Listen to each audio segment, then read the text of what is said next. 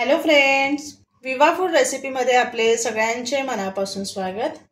आज इथे आपण स्पेशल अशी रेसिपी बनवणार आहोत, मटकीचं सूप। झटपट तयार होणार आणि छोट्याशा भुकेला पटकन तयार होणारी अशी ही रेसिपी आहे। तसंच रात्रीचा तुम्ही डाएटचा विचार करत असाल, रात्री जेवण बंद करत असाल तर काय करायचं कळत नसेल तर त्या ठिकाणी तुम्ही मटकीचं सूप घेऊन झोपू शकता। हेल्दी आणि टेस्टी रेसिपी आहे। तर कसं करायचं आहे चला बघूयात आपण पुढे रेसिपीमध्ये। इथे बघा मी मोड आलेली मटकी घेतलेली आहे।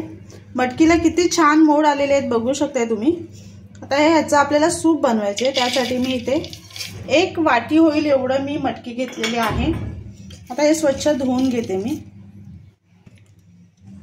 इथे मी मटकी धुवून घेतलेली आहे, त्याच्यामध्ये थोडं पाणी टाकून घेतलेलं आहे। इथे मीठ टाकून घेते आणि हळद। आता आपल्याला कुकरचं झाकण लावून घ्यायचं आणि 3 शिट्या करून घ्यायच्यात आपल्याला।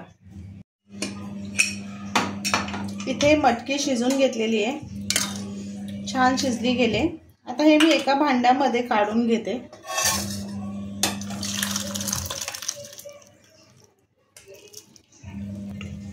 त्याच कुकरमध्ये मी तेल टाकून घेते। आलं आणि लसणाची पेस्ट आहे।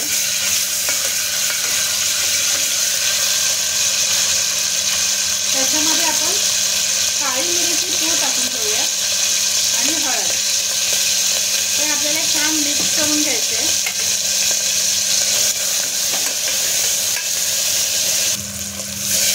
त्याच्यामध्ये आपण शिजून घेतलेली मटकी टाकून घेऊयात,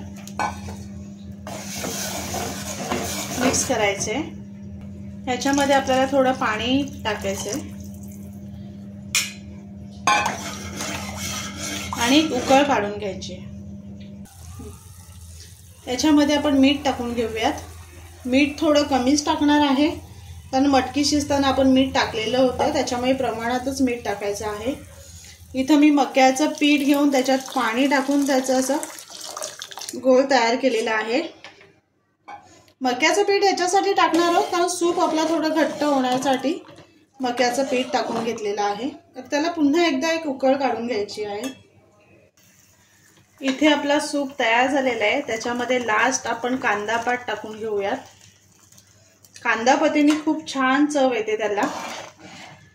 इथे बघा मस्त असा गरमागरम सूप आपला तयार झालेला आहे। तर मी तुम्हाला एका बाउलमध्ये काढून दाखवते। इथे बघा मस्त गरमागरम सूप आपला तयार आहे। माझं मगाशी सांगायचं राहिले, आपण जेव्हा कांदा पात टाकतो तेव्हा लगेच आपल्याला 2 मिनिटात गॅस बंद करायचा आहे, कारण कांद्याचा जो कुरकुरीपणा असतो तो क्रंची ते आपल्याला तसंच ठेवायचं आहे। त्यासाठी गॅस लगेच बंद करायचा आहे। इथे बघा किती मस्त सूप आपला तयार झालेला आहे। तर नक्की बनवा आणि सांगा कसं झालंय ते। आणि असेच आपले नवनवीन व्हिडिओ बघण्यासाठी व्हिडिओला लाईक करा, शेअर करा आणि सबस्क्राइब करा। चला तर मग भेटूयात आपण पुढच्या व्हिडिओमध्ये।